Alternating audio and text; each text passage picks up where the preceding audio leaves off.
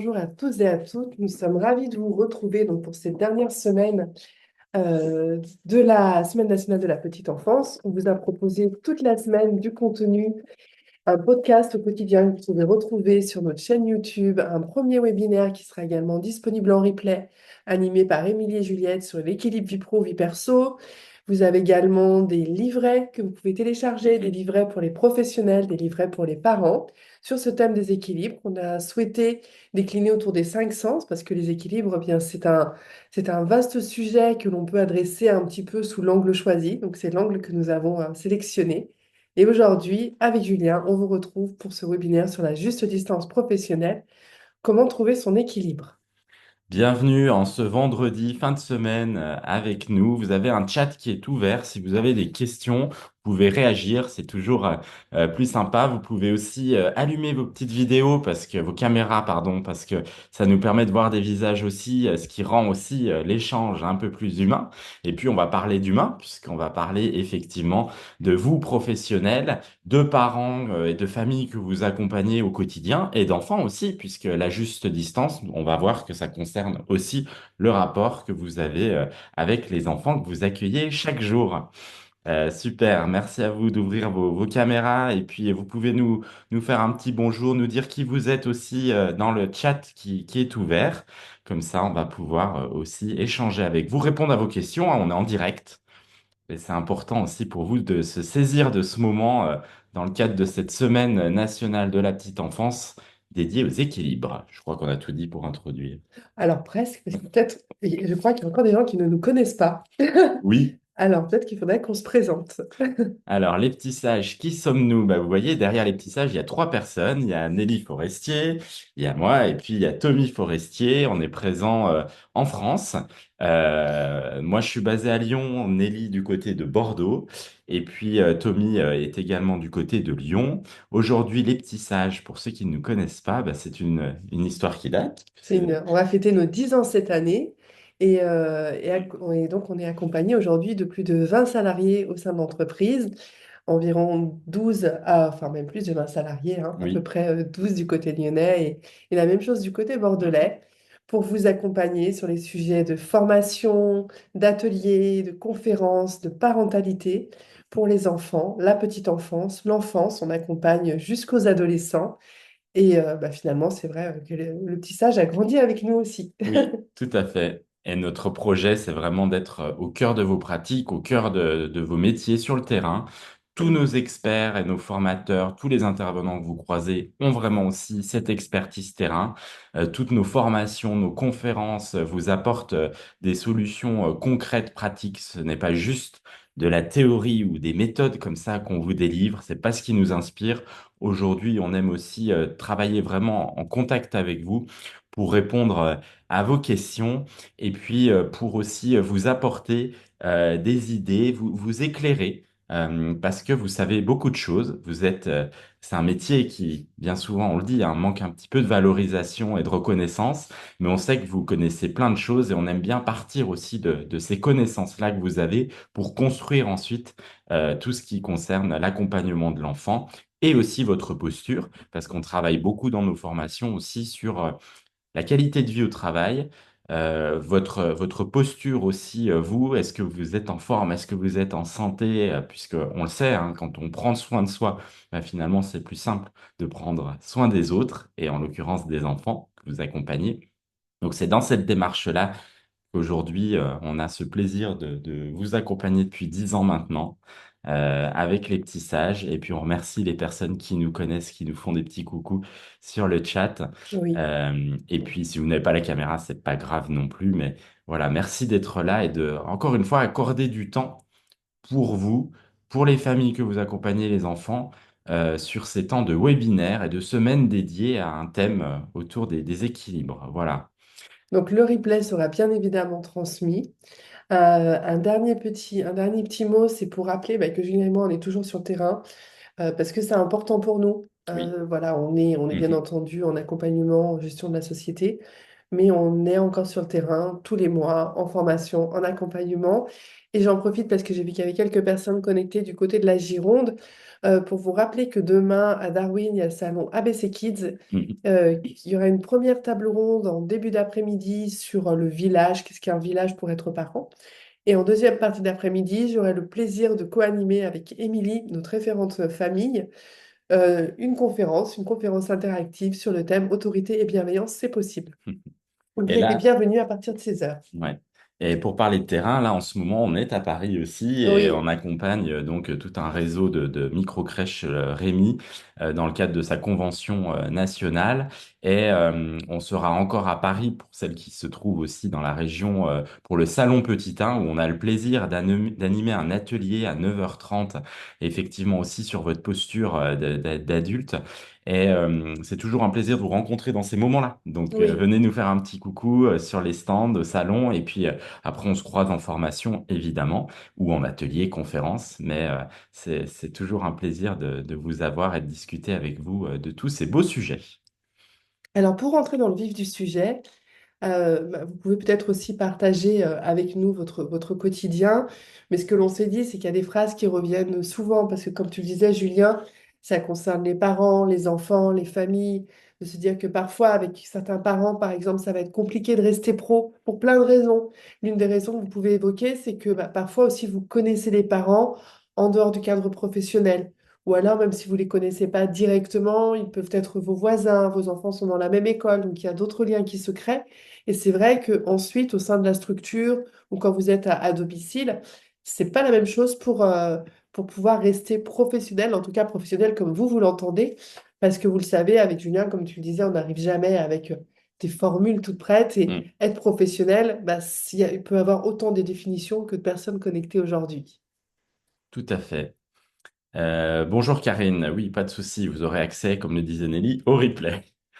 Alors ici, on a affiché quelques phrases de choses que vous entendez certainement. On aime bien faire ça parce que ça crée aussi voilà, certaines réactions chez vous parce que souvent, on vous entendez des choses ou on vous dit des choses qui peuvent parfois questionner nos Oui, pratiques, notre posture, notre façon d'être aussi avec ces personnes qui sont là auprès de nous et qu'on accueille. Donc il y a certains parents qui vous disent, ou alors c'est vous qui dites ça aussi, avec certains parents, c'est compliqué de rester pro. oui, Ça, c'est souvent des choses qu'on entend, plus ou moins formulées comme ça, mais c'est des choses qui reviennent. exactement. On entend aussi, c'est quand même normal qu'on s'attache. Alors parfois aussi, ça va un petit peu plus loin. Vous pouvez appréhender ce moment de la séparation quand vous avez accueilli des enfants de 3 ans et Oui, de vous dire est-ce que c'est normal que j'ai ces sentiments, que je sois un peu triste, ou voire même que je ne le sois pas du tout. oui, tout à fait. Et là aussi, ça pose la question de la juste distance, encore une fois. Oui.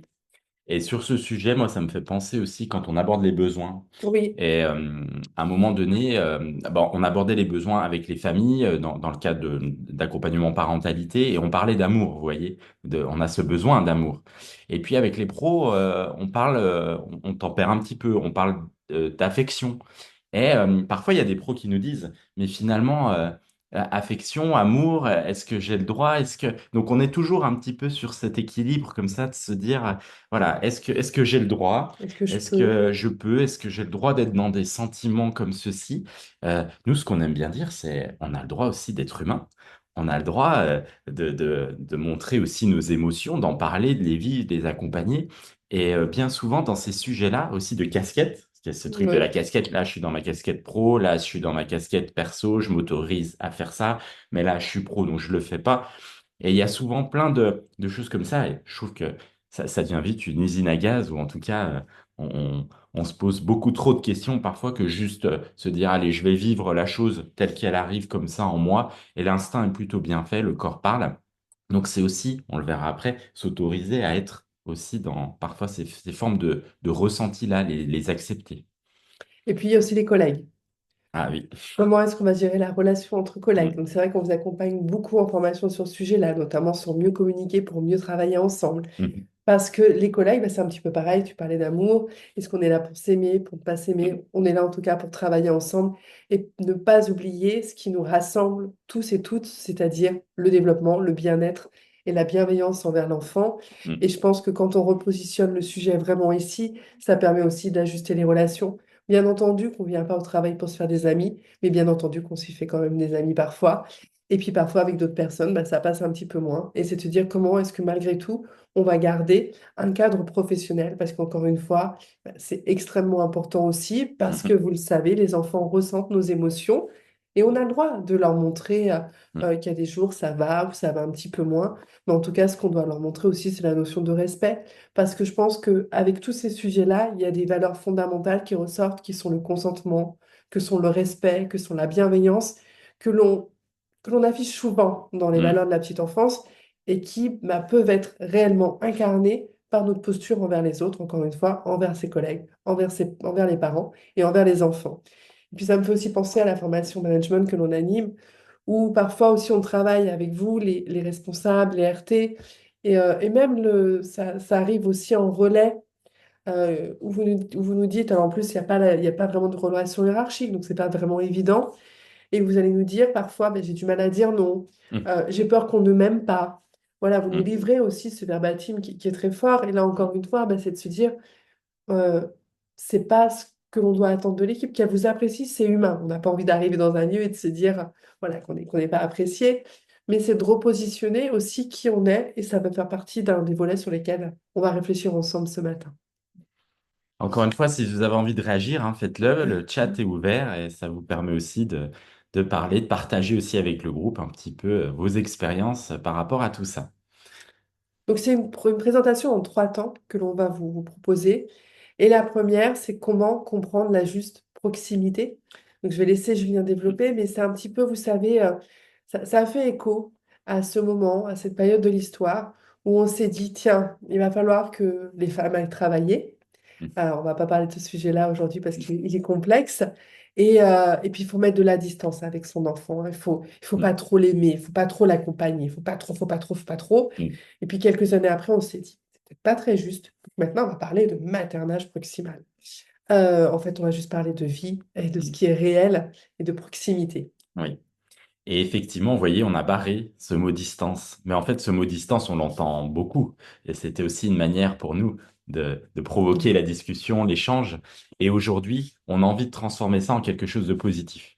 Parce que finalement, la distance, ça crée parfois un fossé, ça crée un écart et ça apporte pas forcément ce qu'on souhaite.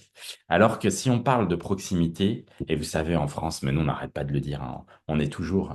moi, il y a un sujet qui me passionne, j'arrête pas de le dire, mais c'est la formulation positive, c'est qu'on est toujours... on voit toujours le verre à moitié vide, alors qu'on devrait le voir à moitié plein. Et cette faculté de se dire, oui, j'ai le droit d'avoir une certaine proximité avec le parent, avec la famille. Vous êtes quand même souvent à leur contact.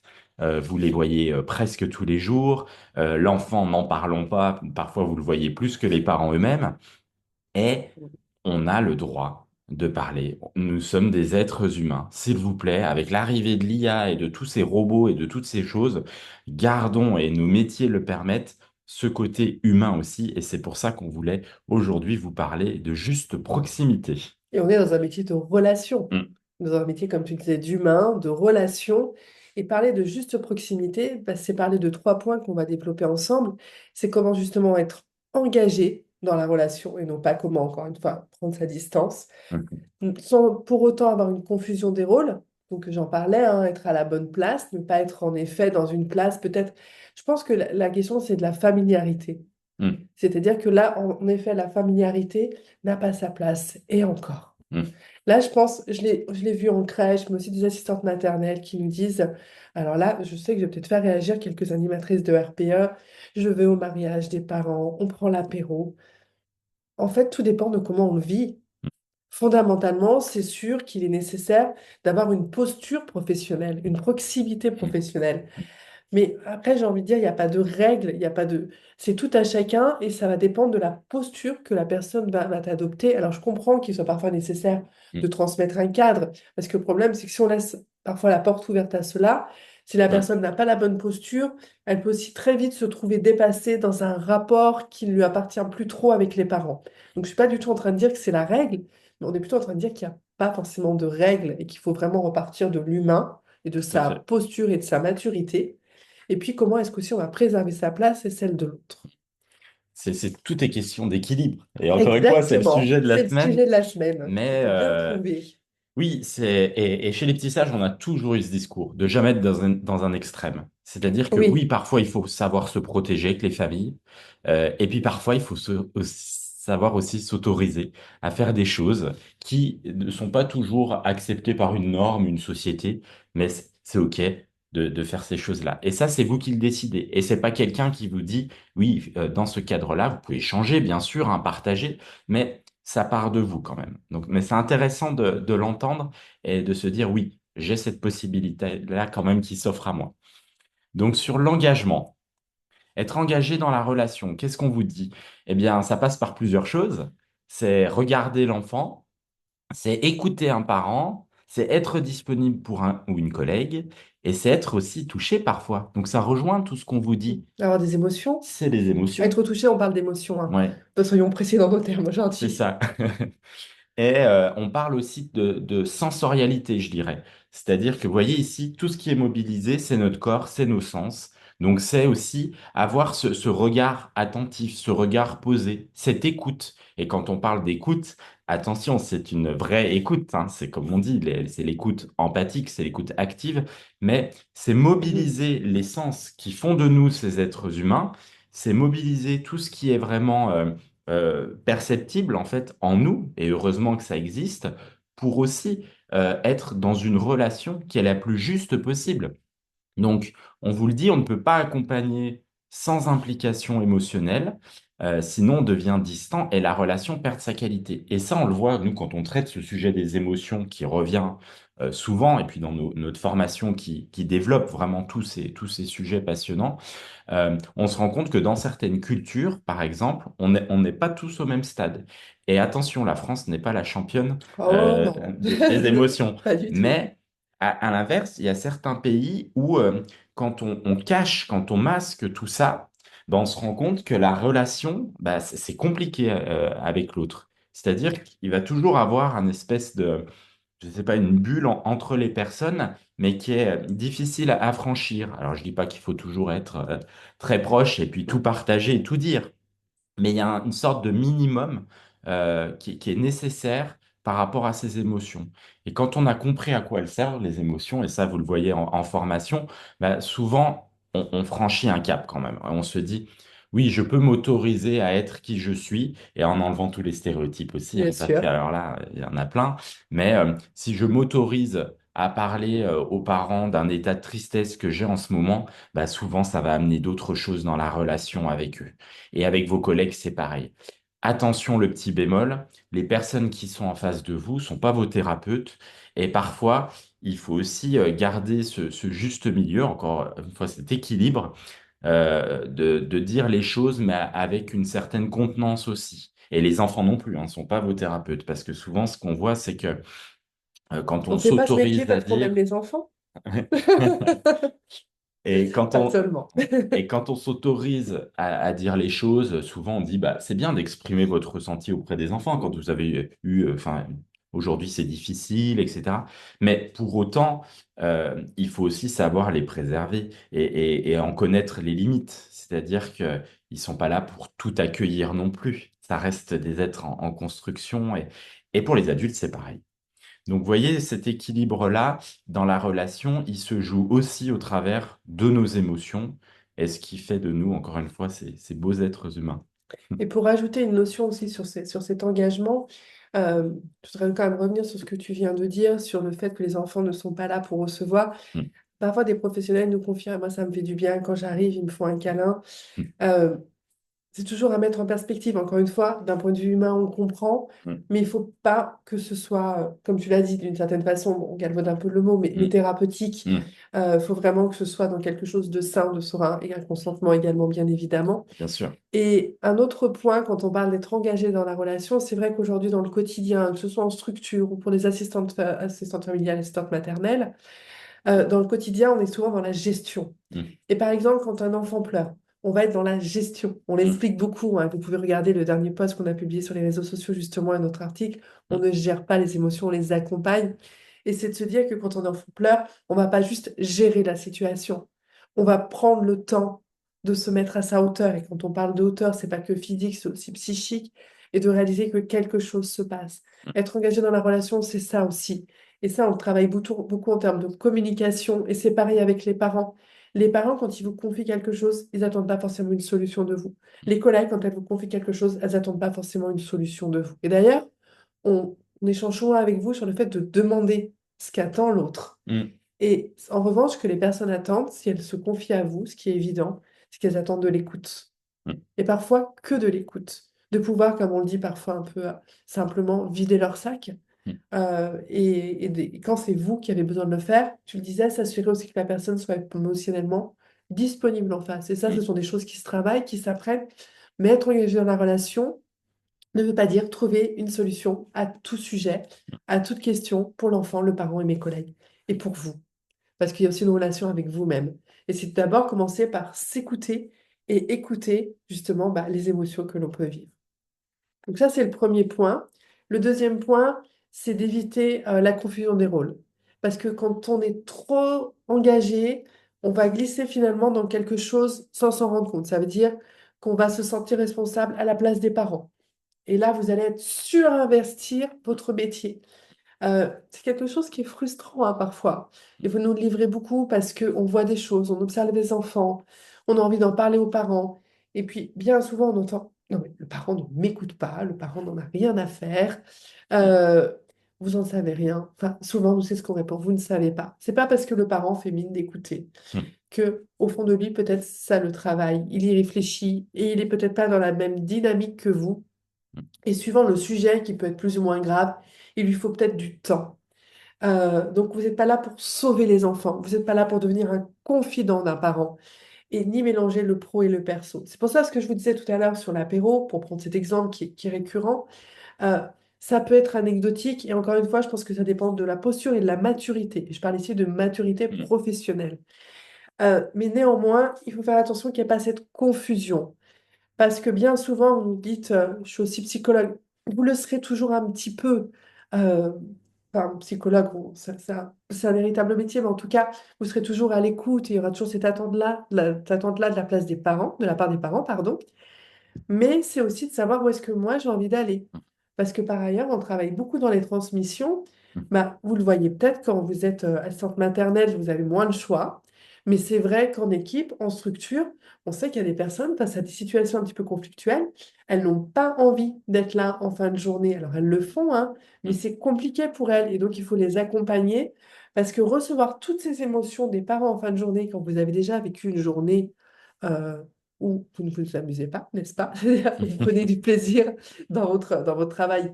Il y a une partie où vous êtes bien, mais je veux dire, on passe pas la journée à jouer avec les enfants. Aujourd'hui, je pense que tout le monde l'a compris.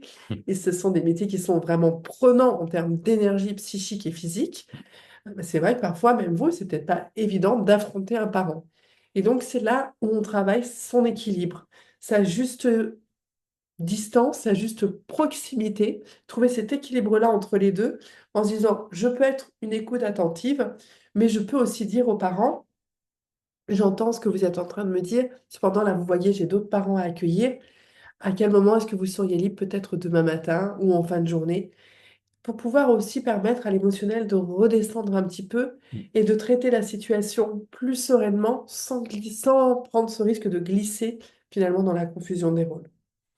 Ça, on en parle beaucoup aussi, si vous voulez approfondir le sujet, sur notre formation de soutien à la parentalité. Tout à fait. Parce que, et souvent, on a des questions sur ce sujet, sur cette formation, parce que, en fait, vous, dans votre métier, bah, bien sûr, vous êtes au contact de parents qui sont aussi bien souvent démunis aussi face à des questions d'éducation, des choix, etc. Et dans notre formation sur le soutien à la parentalité, on vous forme pas à devenir des accompagnantes parentales. Et ça, c'est important d'être clair par rapport à ce sujet. Et c'est là où la confusion des rôles, elle peut entrer en jeu. C'est-à-dire que vous êtes à un moment donné à leur contact, vous êtes à un moment donné dans leur moment de vie, dans leur quotidien, où parfois on a envie d'aller, on a envie d'aider. Puis vous êtes des Oui, personnes, généralement, toutes les personnes qui travaillent avec l'humain, que ce soit les enfants ou les personnes âgées, on a ce caractère empathique, cette personnalité. Et du coup, on a envie d'aider l'autre. bien Mais sûr. parfois, ça se retourne contre nous. Donc, c'est aussi se dire, marquer parfois un stop aussi, mais de savoir le faire, choisir les bons mots. Il y a toutes les techniques quand même à avoir sur cet accompagnement-là pour aussi vouloir bien faire, être dans l'aide, mais d'être comme une sorte de tremplin. Vous voyez, vous accueillez des choses, vous entendez, mais après, il faut aussi fixer certaines limites pour aller plus loin et offrir aux parents cette possibilité d'aller plus loin. Peut-être pas avec vous, parce que c'est pas votre rôle, mais peut-être avec un professionnel qui va pouvoir les accompagner ou de pouvoir rediriger ou voilà. Mais tout ça, ça se fait, c'est délicat quand même. Si, je vais prendre un exemple personnel professionnel qui va illustrer mon propos, Caroline, quand vous dites qu'est-ce que ça veut dire de glisser sans s'en rendre compte. Donc avec Julien, on est également coach accompagnant parental depuis 10 ans maintenant, Mm, parce que c'était quand même la vocation au départ des petits sages, hein, on le rappelle, c'est faire de l'accompagnement à la parentalité. Et je me rappelle de cette maman que l'on avait, parce que donc on a créé une approche qui s'appelle Révéler votre parentalité. Et nous animons donc des groupes de parents, mhm, des groupes de parole. On se retrouve tous les mois voilà, pour parler de sujets liés à la parentalité. Et en fait, dans ce groupe de parents, il y avait une maman. Et cette maman, très rapidement, on a compris qu'il y avait des violences conjugales. Donc, l'idée, ça a été de pouvoir l'accompagner, de lui donner des ressources, etc. Elle avait des sujets d'éducation, mais de violence conjugale. Donc, on a pu discuter, la bienveillance du groupe, etc. Et puis, bah, c'est vrai que moi, je me suis aussi impliquée. C'était aussi le début. mm. Et je l'ai accompagnée à trouver les ressources, les lieux. Et donc, elle a réussi à se mettre à l'abri à partir de chez elle. Et un dimanche, elle m'appelle. Et parce que bon, elle avait donc mon numéro professionnel. Et elle m'appelle et elle me dit, bah, écoute, Nelly, donc là, je suis dans tel endroit que je ne vais pas citer à Bordeaux pour se protéger. Mais j'ai un problème là avec mon linge. Est-ce qu'éventuellement tu pourrais passer pour prendre mon linge, me faire une lessive parce que c'est vraiment compliqué. Et là, en fait, bah, ça a été un petit peu compliqué pour moi parce que je me suis dit, je ne peux pas dire oui. Mm. Je ne peux pas dire oui parce que si je dis oui là, maintenant, j'outrepasse mon rôle d'accompagnante parentale. Il n'est pas là. On a fait notre travail pendant les ateliers. On lui a trouvé des ressources et on lui a permis de se mettre à l'abri avec son enfant. Et c'est là, en fait, que je dis glisser sans s'en rendre compte. C'est-à-dire que là, j'aurais pu me dire, c'est anodin, cette maman, elle est en difficulté, je vais aller m'occuper de son linge. Mais j'ai préféré, comme tu disais, trouver un relais, donc Mhm. lui apporter une solution qui ne soit pas moi. Et ensuite, on s'est revus parce qu'elle a quand même continué l'accompagnement parental et on en a reparlé et elle l'a compris. En fait, il faut vraiment comprendre, et c'est ce qu'on reproche, hein, honnêtement, parfois à quelques accompagnantes parentales, euh, on ne doit pas être indispensable. Et c'est la même chose pour vous. Il ne faut pas que le parent se dise c'est ma bouée de sauvetage. Mm. C'est pas notre rôle en tant qu'accompagnant parental. C'est pas votre rôle en tant que professionnel. Les guider, leur donner des ressources, comme tu le disais, les Mm. orienter, Mm. ça oui, et on est Mm. là pour le faire. Et d'ailleurs, Émilie, qui est notre référente famille, elle est également travailleuse sociale et donc elle nous accompagne dans toutes ces ressources pour pouvoir aider les Mm. familles. Mais c'est de se dire à un moment où est ma place en tant que professionnel parce que ça peut aller très vite. Vous imaginez quand vous commencez à partir sur des terrains comme ça, Mm. bien après, finalement, c'est très difficile de refaire un pas en arrière. Mm. Et ça vous arrive au quotidien et vous nous le livrez. Les assistantes maternelles, c'est pas toujours simple pour vous. Vous travaillez à domicile et parfois, bah, on a envie d'être un peu sympa, on laisse le parent rentrer. Mm. Et puis en fait, après, il part plus. S'assoit dans le canapé Et on a envie d'avoir sa soirée, et il ne part plus. Ou alors la dernière personne qui ferme la crèche avec ce parent qui reste. Enfin, vous Mm. voyez, ce sont des situations Ah oui. où il faut savoir dire stop, Mm. mettre ses limites avec bienveillance. L'anecdote, je me rappelle une crèche, j'étais en observation ce jour-là dans la crèche. Et c'était une crèche où ils autorisaient les parents à venir un petit peu le matin, Ouais. mais voilà, les règles n'étaient pas tout à fait très très claires et les limites. Et le papa, il aimait bien être là, je pense. Et il était assis dans le canapé, il ne s'en allait jamais, il partait pas. Puis en plus le matin, il travaillait pas. Et enfin, il avait, je crois que oui, il avait le matin, il était en télétravail, je sais pas, mais c'était simple pour lui en tout cas. Et vous voyez, quand on fixe pas forcément, enfin, que le rôle n'est pas Oui. forcément clair, mais aussi le discours derrière et comment, voilà, ça amène ces dérives. Et il faut faire attention effectivement à tout ça. Et le troisième point, donc on le disait tout à l'heure, c'est préserver sa place et celle de l'autre. Donc c'est dans la continuité de ce qu'on vient d'évoquer. Tout à fait. On vous dit que la juste distance, c'est une question de place. Chacun a une place. L'enfant est un enfant, et oui. Le parent est le parent, et oui. Et vous, vous êtes des professionnels. c'est important de se rappeler tout ça, parce que les Tout à fait. frontières, puis parfois vous êtes pro, mais bien souvent vous êtes aussi parent, donc on vit les choses, ça nous Oui, touche, et puis quand c'est l'enfant, il y a quelque chose vraiment qui ressort, qui est très fort, et tout ça, ça nous anime, et pour autant, bah, après, c'est le piège dans lequel on peut tomber, parce que finalement c'est facile, les parents vous racontent des choses, se permettent aussi de vous raconter un peu leur intime. On voit aussi des sujets entre collègues aussi, hein, bien parfois sûr. où la frontière est pas toujours si évidente que ça. Il y a parfois aussi des professionnels. Moi, j'ai vu dans des crèches des professionnels où on accueillait les enfants des professionnels. Donc là, vous imaginez aussi la couche qu'on peut rajouter sur tout ce qui relève de la relation à l'autre, de sa place, de l'intime, dans des rapports qui sont quand même professionnels, entre guillemets. Et tout ça, c'est aussi quelque chose qu'il faut voir.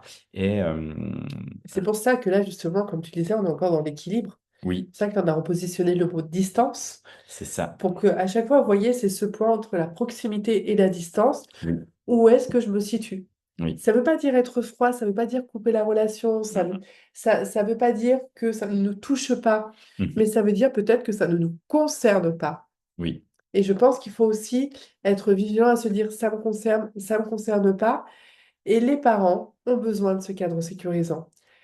Vos collègues ont besoin aussi de ce cadre sécurisant parce que c'est aussi ce qui va leur permettre de retrouver leur place aussi à eux. Oui. Et finalement, moi, ça me fait toujours penser à un jeu de société. Vous voyez, un jeu de société, on définit toujours les règles. Oui. Alors, il y a des jeux où les règles sont pas toujours partagées. Mais vous voyez, quand on joue au Uno, je sais pas si vous jouez au Uno, On n'est jamais d'accord sur les parfois, règles. ouais, chaque famille a sa règle, a ses Oui, règles. Et en fait, c'est ce qui crée de la confusion. ouais. Et on n'avance pas et on s'énerve et après on s'arrête de jouer. Mais en fait, oui, fixez ce cadre sécurisant, fixez vos limites et autorisez-vous à en parler et à montrer tout ça. Il y a une formation aussi sur le projet d'accueil où on parle beaucoup de ces choses-là, où on se dit, c'est important aussi de fixer ce cadre, ces règles. Alors, vous le faites souvent. Là, plutôt pour les EAGE, mais aussi les assistantes maternelles, quand on est sur les phases d'entretien au début, de démarrage avec les familles. On va dire les choses, on va repositionner un peu ces règles, hein. On va se dire, bah oui, ça c'est autorisé, ça c'est pas autorisé, Oui, qu'est-ce qu'on fait, etc. Puis après, je trouve qu'on manque de le faire vivre dans le quotidien. Vous voyez, on a l'impression que bah ça c'est fait, ça c'est dit, on a signé le contrat, on a fait une réunion là-dessus, et ça c'est très humain aussi, oui, on le fait souvent, on dit, je l'ai fait une fois, bon bah maintenant il faut qu'ils retiennent, ils ont qu'à relire le document, en plus on avait envoyé, on leur avait laissé un papier, etc. Mais en fait, c'est très humain aussi d'oublier et de revenir dans ses schémas un peu, dans son quotidien, la tête sous l'eau, etc. Donc, je pense qu'aussi, les règles, elles doivent continuer de vivre. Et ce cadre sécurisant, finalement, au-delà des règles, il faut le faire vivre dans le quotidien. Il faut le rappeler aux familles. Et il faut pas attendre qu'il y ait des situations qui se produisent, vous voyez, où il y a un peu dérive, dérapage, pour se dire, bah allez, je vais rappeler les règles. Parce que souvent, dans ces moments-là, il y a trop d'émotionnel. exactement. Et le choix des mots, on en parle aussi beaucoup dans nos formations, le choix des mots, il peut heurter, il peut blesser. Donc, ce rappel de votre rôle, des règles, de ce que vous avez défini dans le cadre de votre accueil, c'est important de le faire vivre. Donc ça peut passer par, il y a plein de choses, ça, on peut développer des heures, mais ça peut passer par de l'affichage, de l'information, de l'oralité, enfin, différentes choses du jeu. Mais c'est important de se dire que oui, l'humain a besoin de rappel. On a besoin de Le se dire les cadre, choses et de de cadre. rappeler le cadre. Complètement. Alors, ce qu'on va vous proposer, c'est un tout petit exercice pour identifier vos propres fonctionnements. Alors, la règle est simple. Vous pouvez prendre un papier et un stylo, Oui, et par rapport à chaque situation qu'on va vous proposer, il y en a cinq, hein. Vous allez noter un si c'est pas du tout. En fait, de un à 5, vous allez noter comment vous vous positionnez dans la relation. Donc, par exemple, je pense souvent aux situations où vos enfants en dehors du travail. Si c'est pas du tout le cas, vous écrivez un. Si c'est un peu moite-moite, bah oui, vous indiquez 3. Et si c'est tout le temps, vous indiquez 5. Est-ce que c'est clair? Et on vous invite vraiment à l'écrire. Super. et c'est Et pour vous, réfléchissez hein. pas trop. Voilà. On réfléchit pas trop, donc C'est vous vraiment ce qui notez. revient quand vous lisez la phrase. Enfin, soyez honnête avec vous-même. encore une fois, comme tu l'as dit, Julien, c'est pour vous. Et Oui. puis, l'idée, c'est pas de vous mettre dans des cases, hein. C'est un Mm. petit exercice, il y a 5 questions, ça ne vous définit pas. Mais ça va vous aider peut-être aujourd'hui à une petite prise de conscience. Donc là, vous pouvez noter question 1 par exemple, 1, 2, 3, 4, 5, et vous vous situez. Donc 1, c'est pas du tout, et 5, c'est vous êtes plutôt tout à fait d'accord avec ce qui est dit, avec cette affirmation. Donc je pense souvent aux situations ou aux enfants en dehors de mon travail. La deuxième, j'ai du mal à dire non ou à poser mes limites. Là, pareil, on vous explique les règles maintenant rapidement, entre 1 et 5. J'ai du mal à dire non ou à poser mes limites. La troisième, certaines situations me touchent émotionnellement longtemps. 1, pas du tout. 5, tout à fait. Pareil, vous notez de 1 à 5. Longtemps, ça veut dire pareil, vous y repensez le soir, vous ruminez, etc. Je prends difficilement du recul face aux Facilement. situations difficiles. Facilement, pardon. Je prends facilement du recul face aux situations difficiles. Donc là, justement, ça veut dire que ça ne vous envahit pas Mm. et que vous prenez du recul. Et le dernier, j'adapte ma posture selon les personnes et les contextes. Donc là, normalement, vous avez 5 chiffres Mm. qui correspondent aux 5 questions. Est-ce que vous voulez qu'on les repasse rapidement ou c'est OK? Pouvez nous faire un petit pouce à la caméra, vous pouvez nous C'est OK. écrire, ça a l'air d'être Parfait. OK. Très bien. Donc vous avez, alors attention, hein, vous n'additionnez pas Non, ces faut chiffres, pas. hein. Vous gardez bien pour chaque question 1, 2, 3, 4, 5, tous les chiffres que vous avez choisis. Et puis on va maintenant pouvoir débriefer. Voilà. Donc, je le répète, c'est la situation là, aujourd'hui, ce matin, selon votre état émotionnel. Ça ne vous catégorise pas. Mm. Si vous avez beaucoup de 1, 2, 3 dans les étoiles que vous avez sélectionnées, vous pouvez avoir tendance à vous surimpliquer. Donc, surimpliquer, ça veut dire justement que l'équilibre, il n'est pas tout à fait juste Mm. et qu'il va peut-être avoir besoin de travailler cela. Si vous avez plutôt des 4, ça veut dire justement que vous avez une capacité à prendre du recul par rapport à la situation et à ne pas vous laisser envahir, comme on l'expliquait jusqu'à maintenant. Et si vous avez plutôt des 5, ça veut dire justement que vous êtes capable de vous ajuster, de vous adapter et que vous êtes plutôt justement sur un équilibre qui vous permet de vous sentir bien. Parce que c'est aussi ça, c'est se Mm. sentir bien en tant qu'humain, humaine, dans son rôle de professionnel. Voilà.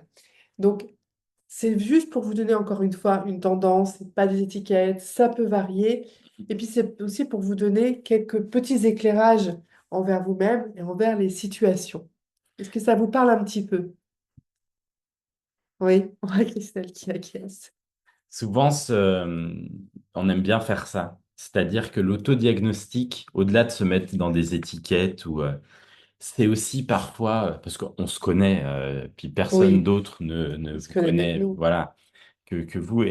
Mais parfois, on a juste besoin d'ouvrir la fenêtre et de se dire, bah, allez, je le note par écrit, et j'en prends conscience. Et c'est ce qui va créer le déclic pour la suite, en fait. Oui, Parce que on a le droit d'être qui on est.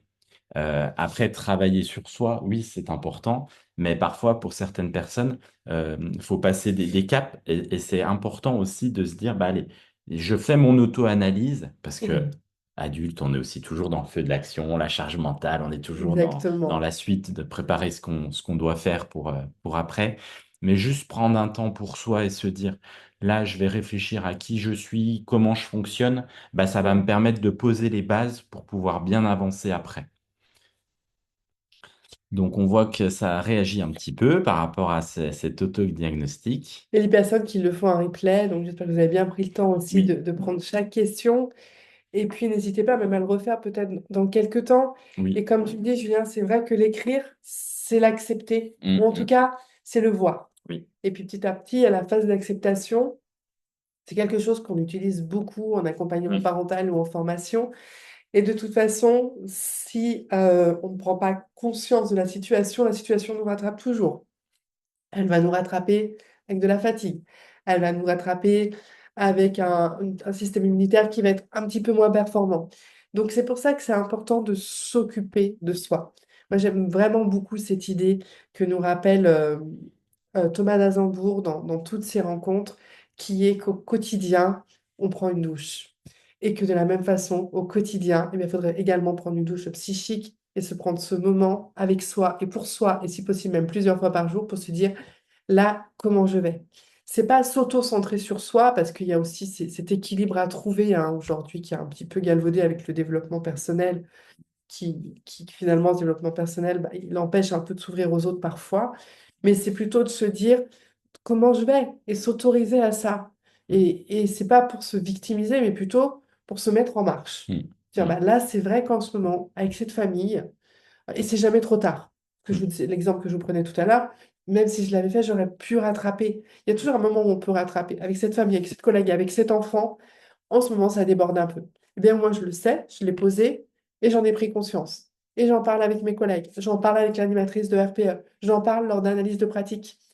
Ce sont autant d'espaces de bienveillance, normalement, qui vous permettent justement de pouvoir vous aider à retrouver le curseur et l'équilibre. Et puis c'est vrai que tous ces espaces, comme tu dis, d'échange Oui, sont aussi des sources d'inspiration, de partage d'expériences qui exactement. vont vous nourrir.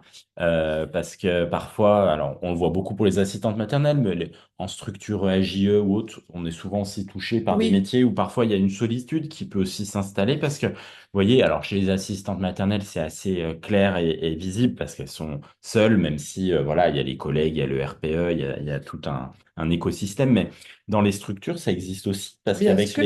les rotations d'équipe ou ce genre de choses, Oui. bah, il peut aussi avoir cette solitude-là. Puis parfois, on s'autorise pas toujours à en parler, ou en tout cas, encore une fois, on revient à nos ressentis, nos émotions, mais prendre ce temps-là pour soi est vraiment nécessaire pour avancer et puis sortir aussi parfois d'une forme de culpabilité parce qu'on a tendance Complètement. souvent à se jeter la pierre ou en tout cas se dire oui, bah, je sais, je suis comme ça, etc. Mais ça fait pas toujours avancer, vous voyez. Ça ne vous définit pas. On a le droit d'être qui on est, on a le droit aussi de changer, de transformer les choses. Et c'est pas parce qu'on a un certain âge que ça y est, tout est terminé et puis qu'on peut plus avancer dans nos vies et se transformer. Donc on croit beaucoup aussi en l'accompagnement personnel et aussi en cette capacité, et ça, c'est les neurosciences qui nous le disent. Nous, Oui. quand on a découvert tout ce sujet du développement du cerveau, on a rapidement compris qu'on a une forme de résilience en nous qui nous aide toute notre vie à performer et à s'améliorer. Donc, tout est possible. Et on en arrive au dernier point. Alors, pour donner quelques clés, hein, parce qu'encore une fois, ça C'est mériterait court. Ouais. des Mm, jours, mm, mm. sur comment ajuster sa posture avec les enfants, les parents et les collègues. Merci, Lucie. N'hésitez pas à... Enfin, on vous invite à regarder le replay justement pour avoir la fin. Donc là, c'est plutôt des questions, de se dire, cette proximité, c'est pas quelque chose qu'on décide une fois pour toutes, c'est quelque chose qu'on travaille. Et là, en fait, ben, on vous propose quelques réflexions pour vous, avec vous. Vous pouvez les noter pour vous dire comment est-ce que je m'ajuste tous les jours, en fait. Oui. Comment est-ce qu'avec les enfants, euh, est-ce que je m'attache? Et le lien d'attachement est important, et justement, c'est quelque chose qu'on travaille avec eux. Mhm. Mais est-ce que je suis plutôt dans le lien? Est-ce que je suis plutôt dans l'attachement? Est-ce que je me sens, en tout cas, moi, apaisée dans ma relation avec l'enfant? Est-ce que je me sens à ma juste place? Est-ce que l'équilibre est bon? Est-ce que je ne surinvestis pas la relation? Et souvent, encore une fois, on la surinvestit quand on a peur qu'il y ait des sujets ou qu'il y ait des questions, ou juste parce que bah, ça passe bien, hein, parce que c'est humain, Mm. que le contact passe mieux avec certaines personnes que d'autres, et on le retrouve aussi avec les enfants. Et là, je vous invite aussi à une certaine vigilance. Euh, J'accompagne des équipes de périscolaires, et justement, un de leurs points de vigilance était de me dire, on a tendance à surinvestir la relation avec l'enfant qui fait du bruit, Mm. l'enfant qui occupe l'espace. Et finalement, l'enfant qui ne prend pas de place, l'enfant qu'on n'entend pas.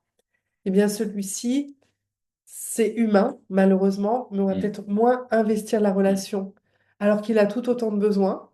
Il a peut-être aussi des souffrances qu'il n'exprime pas, parce que c'est aussi une façon de se protéger.